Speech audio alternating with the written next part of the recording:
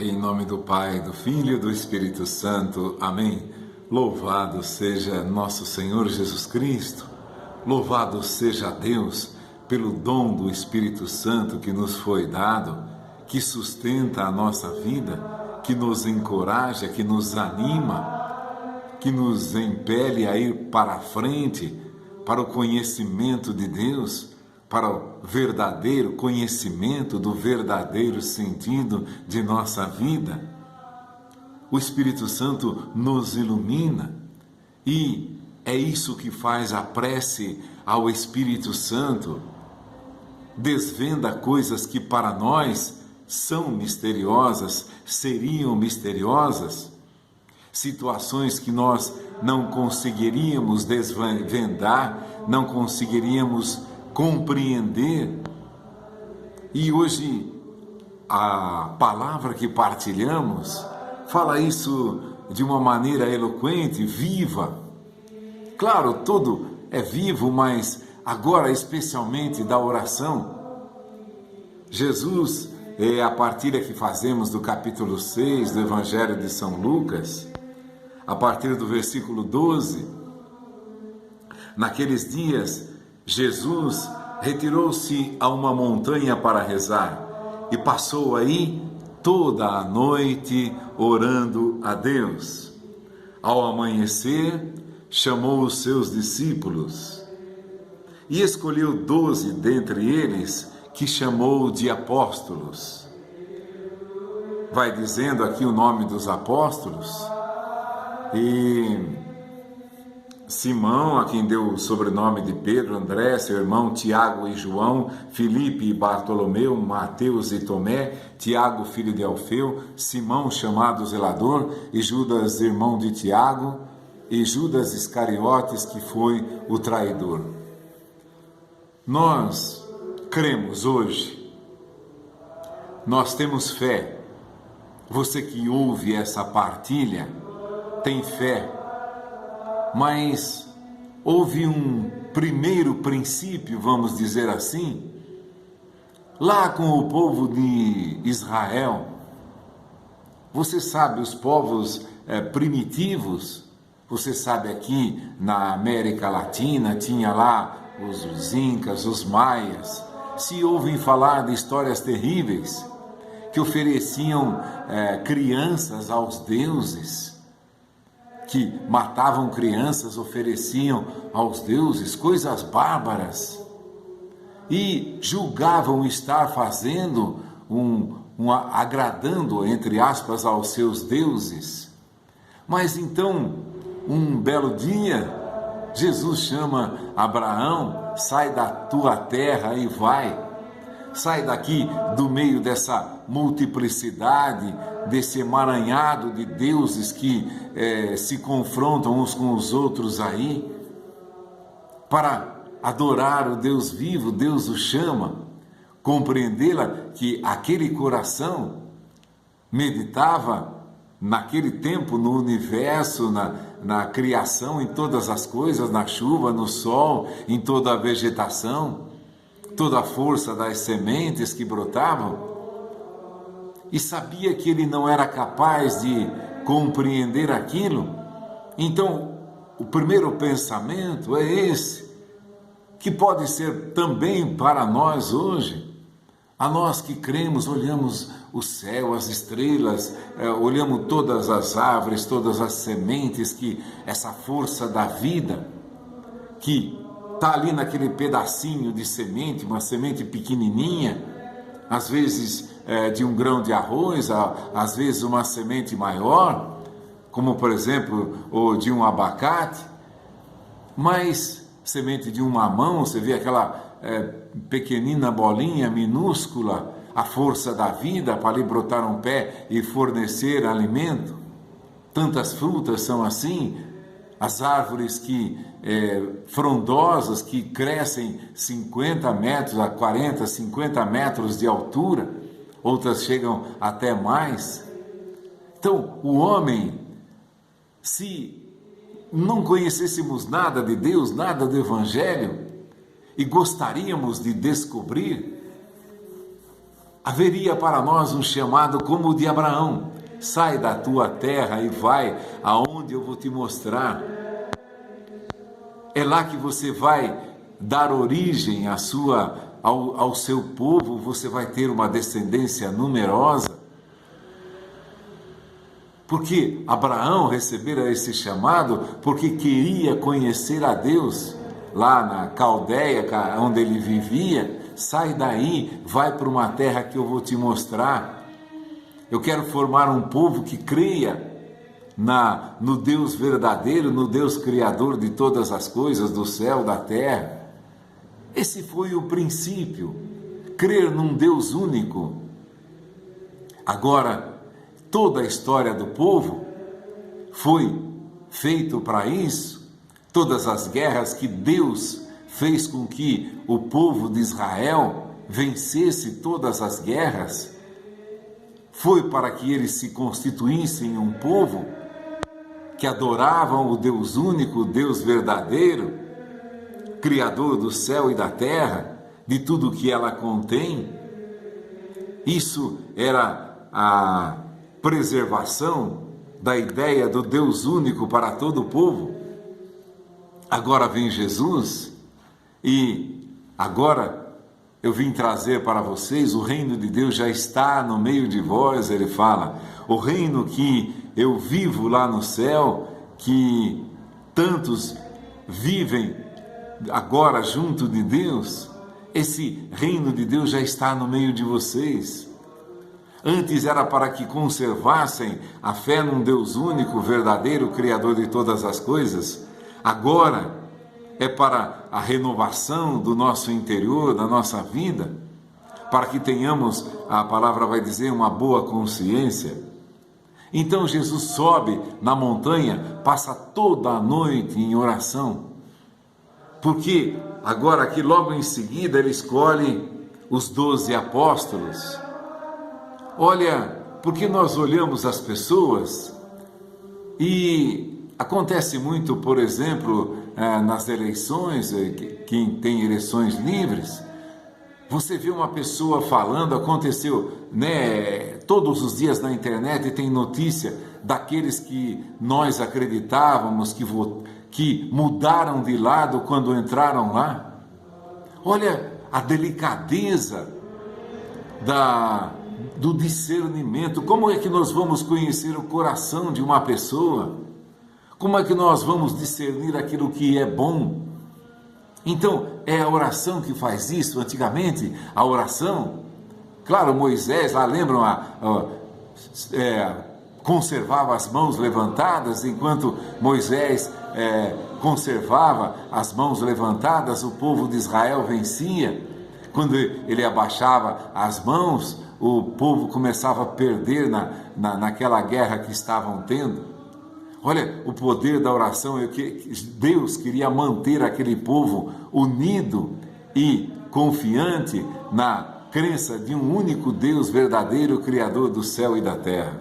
Agora, Jesus, mais do que manter essa crença no Deus único e verdadeiro, Deus vai dizer para nós: eu já vos chamo de amigos, porque eu vos dei a conhecer tudo o que eu recebi do meu Pai.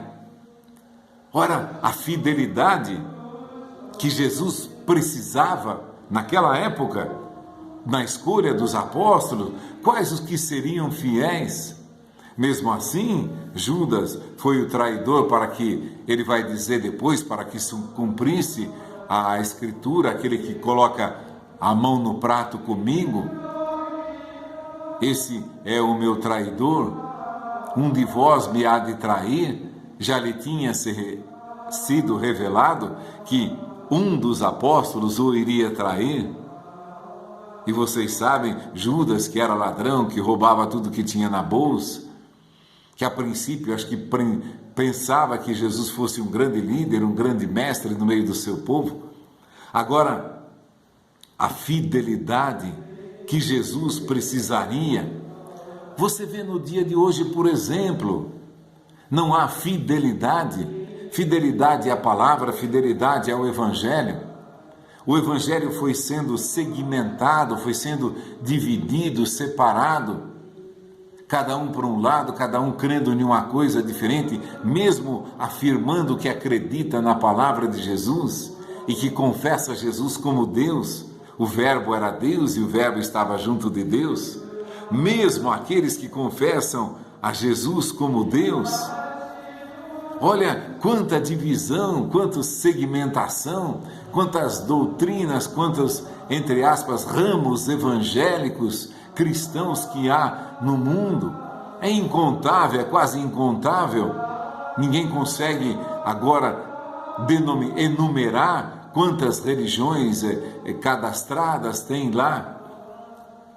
Agora, Jesus, a noite toda em oração, porque ele precisaria conhecer o coração dos apóstolos, ele vai lá, reúne os discípulos, mas dentre os discípulos ele escolhe os apóstolos, fidelidade à pureza da doutrina que ele lhes ensinara, a fidelidade em viver aquilo que ele ensinara, não só em compreender, mas em viver aquilo que ele ensinara, que não fosse seduzido, por exemplo, como Judas, por umas poucas moedas. Infeliz sedução essa. Precisava de gente que não se temesse diante de nada, diante de ameaça. Você vê lá no começo dos Atos dos Apóstolos, põe na cadeia, mata Tiago, irmão de João, pela espada, ameaça de novo matar mais alguns, e o povo estava ali, os apóstolos estavam ali, Estevão, o primeiro mártir, depois Tiago, o primeiro apóstolo a ser morto. Olha a fidelidade. Jesus precisava mais do que ali, por exemplo, no nosso convívio há muitas pessoas boas, alegres, animadas, que confessam que querem um mundo melhor, que gostariam de viver, triunfar a justiça, o direito.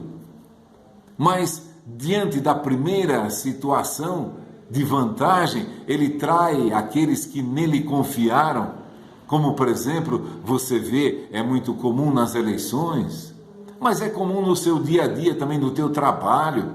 Às vezes aquele amigo que você confia, que conta as coisas e que fala mal do chefe para ele. Aí ele pega, dá a voltinha, vai lá e relata ao chefe tudo que você falou dele. Te traiu? Então nós, por nós mesmos, não conseguimos discernir as criaturas que são fiéis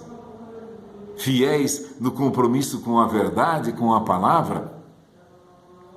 Tantos pastores se desviaram, tantos padres se desviaram da verdadeira fé, foram atraídos por alguma coisa, por uma vida mais fácil, por uma vantagem financeira.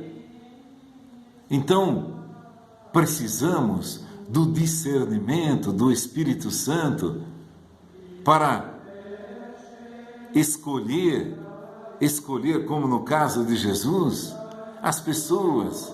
Muitos são chamados e poucos escolhidos. E foi essa escolha que Jesus fez. Havia muitos discípulos, mas precisava mais do que aqueles que estavam sempre junto dele e que confessavam que o amavam. Senhor, tu sabes que eu te amo. Mas é interessante que também aí a oração vai manter a fé de Pedro.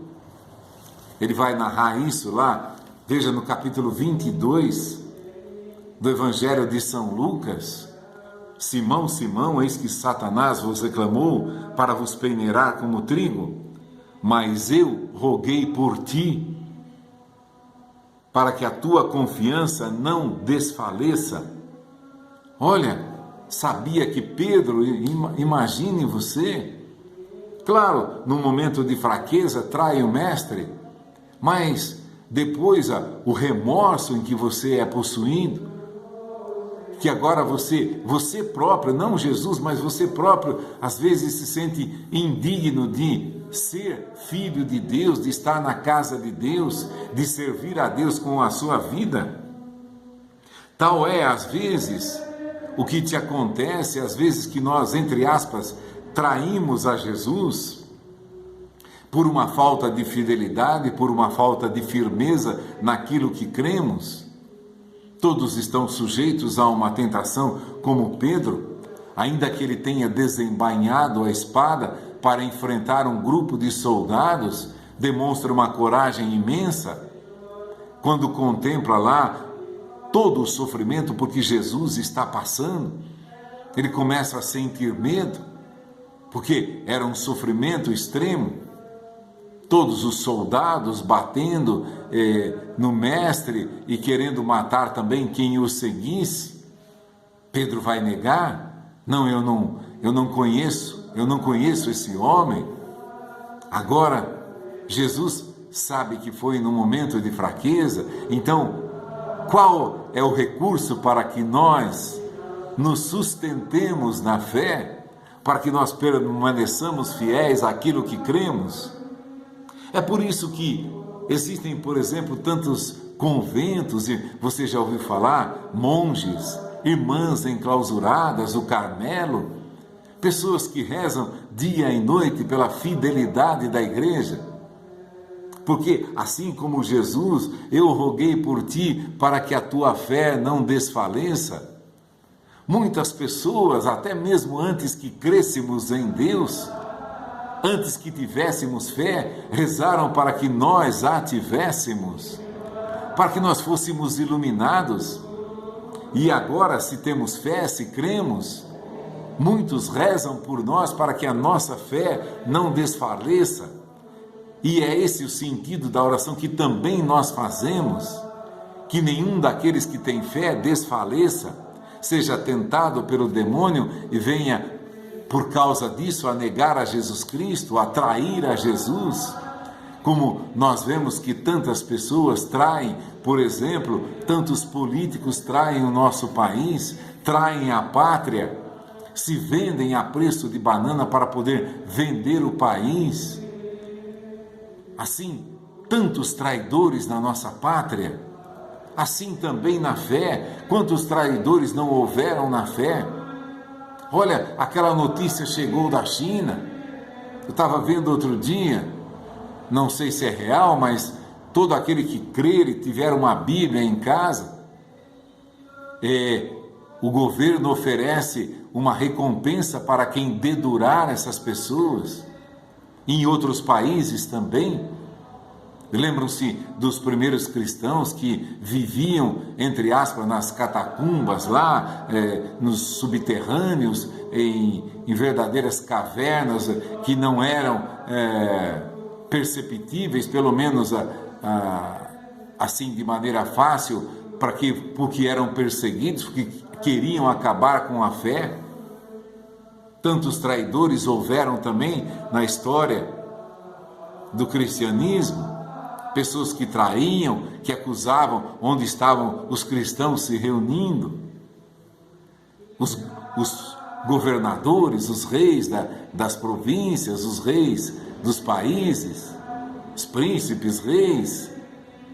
Alguns se levantaram contra o cristianismo. Então vejam a força que precisamos ter. O que faz isso é a oração, como Jesus vai dizer aqui. Satanás te procurou, mas eu roguei por ti para que a tua fé não desfaleça. Volta, entre aspas, a ter a fé que você viveu comigo, que você partilhou, a mesma fé, a mesma coragem que te fez arrancar a espada da bainha diante de um monte de soldados e sabia que você iria morrer. Mas um momento ali de fraqueza, por causa do frio, por causa de todo o sofrimento de Jesus, ele nega a Jesus. Agora, por isso que Jesus sobe essa noite, fica a noite toda no monte rezando para escolher os apóstolos. E ele vai dizer aqui, nesse capítulo 22 de São Lucas, versículo 32, mas eu roguei por ti para que a tua confiança não desfaleça. Olha, ele foi confirmado pela fé de Jesus. Jesus rezou para que ele nunca mais perdesse a fé. E depois vai dizer aqui: tu, por tua vez, confirma aos teus irmãos. Agora estava na missão de Jesus. A vida de Simão foi a oração pessoal de Jesus ao Pai para que nunca mais ele desfalecesse e confessasse a tua fé até o último dia da sua vida, em que for martirizado. A exemplo, por exemplo, de São Paulo, todos os apóstolos martirizados, Tiago morto pela espada logo no começo do Evangelho, a fidelidade. Agora, Jesus vai dizer: e uma vez você confirmado, confirma aos teus irmãos. Aquele homem ninguém jamais derrubaria. E, como Jesus disse, e ele sendo, entre aspas, intocável na sua fé, ou seja, ninguém conseguiria destruir a sua fé, fazê-lo negar novamente ao Cristo, jamais conseguiriam fazer isso. Então, agora, uma vez ele confirmado, confirma aos teus irmãos. Então, agora, é toda essa força que ele recebera pelo dom do Espírito Santo. É por isso que cremos. Alguns possam até pensar que acreditaram porque foram chamados por Deus, e eles foram chamados por Deus e ouviram a voz de Deus. Os outros não ouviram, mas eles ouviram. Nós somos frutos daqueles que deram a sua vida por nós, daqueles que rezaram e rezam por nós para que a nossa fé não desfaleça. Tantos momentos difíceis na vida, de solidão, de abandono, de doença, de depressão. Vejam, por exemplo, uma pessoa em depressão, ela não consegue reagir, ela não consegue rezar, ela não consegue se animar, ela não consegue fazer nada. Pessoas às vezes passam dia e noite deitados sem ter a coragem de se levantar para lavar sequer um copo de água, para abrir uma porta para alguém que bate palma, tão prostrados estão. Mas nessa hora, é essa a obrigação de todos os filhos de Deus, uma amorosa obrigação dos filhos de Deus, porque eu quero obedecer ao segundo mandamento: ama teus irmãos, amar a Deus sobre todas as coisas, mas amar ao próximo como a si mesmo. Se você se contempla em depressão, você queria que muitas pessoas rezassem por você, doentes, em dificuldades, sejam elas quais forem. Você desejaria que tivesse pessoas rezando para que você se levantasse, que você fosse curado, liberto, sarado. Assim é. Por isso que dizia que Ana ficava lá no templo, está escrito lá em Lucas, logo no capítulo 2, versículo 36 e 37, aquela mulher Ana, com 84 anos, não se afastava do templo, servindo a Deus dia e noite, com jejuns e orações. Jesus era pequenino, foi lá ser oferecido ao templo. Essa profetisa Ana servia a Deus com jejuns e orações. Tantos daqueles que foram chamados por Jesus, certamente, Deus considerou também as preces de Ana, para que muitos acreditassem no Salvador que viria, como Ana e Simeão contemplaram Jesus. Posso ir agora em paz, meu Deus, porque meus olhos viram a tua salvação. E aquela mulher com 84 anos, está escrito, servindo a Deus com jejuns e orações. Olha o que faz o nosso jejum, a nossa oração. Se a nossa fé foi e é sustentada por tantas orações, também nós devemos orar, suplicar a Deus para que outras pessoas sejam também sustentados que Deus os conserve na fidelidade à sua palavra, ao seu evangelho. Então, uma imensa ação de graças por todos aqueles que rezam e rezaram por nós, para que nós conhecêssemos a Jesus, e continuamos rezando para que, pela nossa oração, pela oração de toda a igreja, que ainda muitas pessoas se convertam, venham para a fé, acreditem no Evangelho, que o Espírito Santo ilumine muitas pessoas, que nós demos do nosso tempo para que, rezando, orando, suplicando, adorando a Deus, louvando pelo seu amor, pela sua bondade, muitas pessoas possam ser chamadas a fortalecer cada dia mais essa igreja, que é o grande desejo de Jesus. Eu quero que todos se salvem e cheguem ao conhecimento da verdade, da vontade de Deus. Assim devemos rezar, como Jesus lá subiu no monte, queria apóstolos fiéis, e quando percebe que Pedro foi procurado especialmente por Satanás para o joeirar, para o tentar, para o fazer desfalecer na fé, Jesus suplicou por ele, e ele, sendo sustentado, sustentou todos os seus irmãos que estavam sob seus cuidados. É o que Jesus vai dizer: apacenta as minhas ovelhas, cuida delas, orienta para que elas não se percam, para que elas não sucumbam. Que o Espírito Santo dê a nós a graça da oração, por nós também, é claro, mas por todos os irmãos que estão sofrendo, que estão afastados da fé e por isso estão correndo o risco de perderem a salvação que Deus quer dar a eles. Em nome do Pai, do Filho e do Espírito Santo. Amém. Louvado seja nosso Senhor Jesus Cristo, para sempre, eternamente seja louvado.